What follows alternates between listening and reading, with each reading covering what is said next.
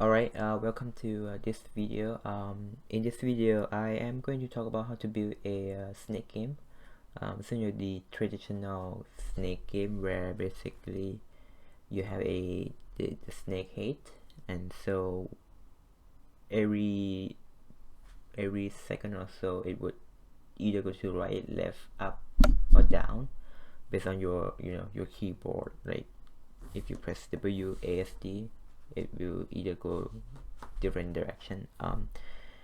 We are just gonna be talking about that, how to build one, and the logic, the concept behind it. So what we have here is a plan. It's a rough draft on what it's gonna be. So here, right here on the top left, just trying to get the audio to be a bit clear. I hope there's no issue with the audio, but so right here at the top left here we have it is a grid of 5x5. In the center we have what's called the snake, or the snake head, the starting point, and so it can go either up, left, right, or down, based on your keyboard input. By default it could go up, I guess we could say that. And the green thing, the green circle, that you can call it whatever you want. I'll call it a power-ups. So that would be when you once you get that items, you will have another body part of the snake, so it would be added to the back of it. So so I'll show you example. So let's say this is the snakes right here, right, and then it just gets that power-ups. The new body part would be appended to the back of it, so the direction that it came from, literally the right behind it, and so on. If it gets again, it would go back here, right? If it gets again, it would go back here again, and so on. That would be the example. Right, let's talk a bit about the movement of the snake.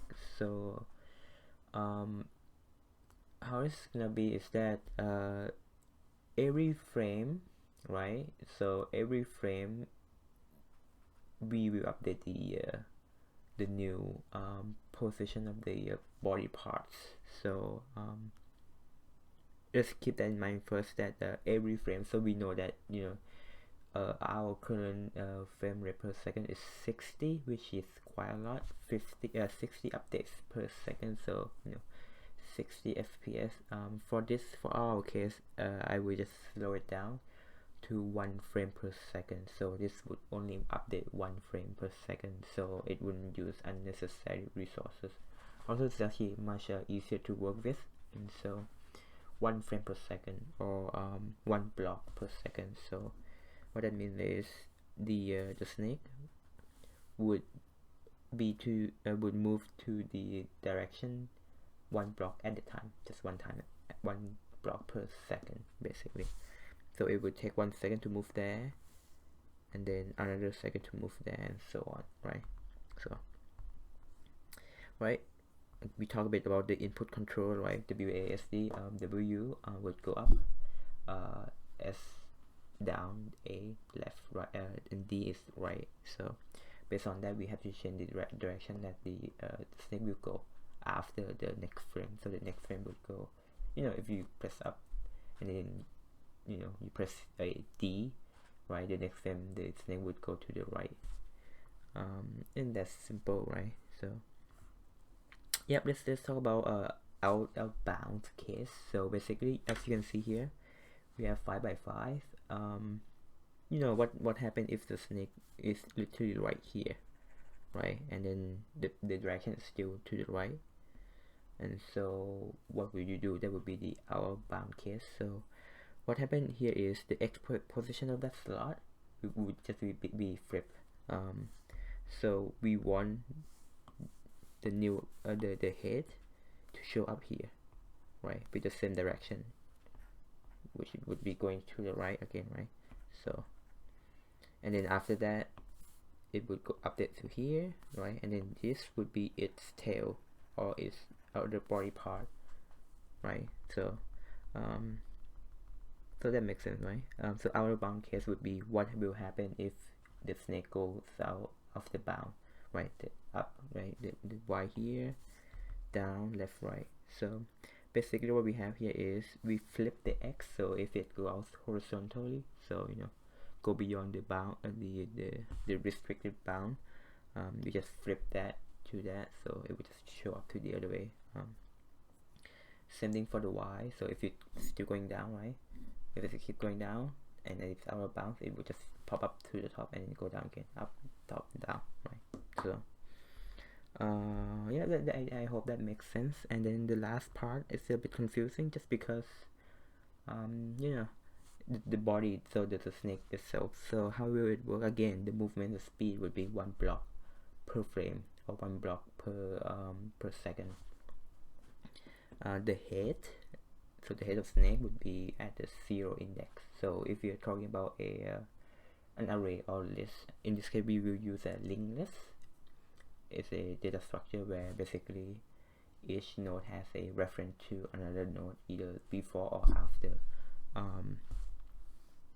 So we will use linked list for this, and as you can see here, the head part would be at index 0, and then other than that would be more than 0, so 1 2 3 4 5 to infinite of index. Right, so again, each node, so what we call this, each part here will have a reference to the previous. So this guy right here will know what is before him or her, right? And this guy obviously would know too what's before and what's before, right? And so we keep that reference, so that's why it's called linked list. It's linked, right? And then here the head will the head will also contain a before, which is a null or empty, right? But that is another topic. So why do we have to keep the reference? So if you have like a large snake, right? If you go up and to the right, and the direction has changed, we need to know what is it before that part. So each body part will know what is the next update, or what was the next position that it should be. So how this will work is we look through each body part every frame, not every frame, yes, every frame, every second we iterate. So look through each part and check the previous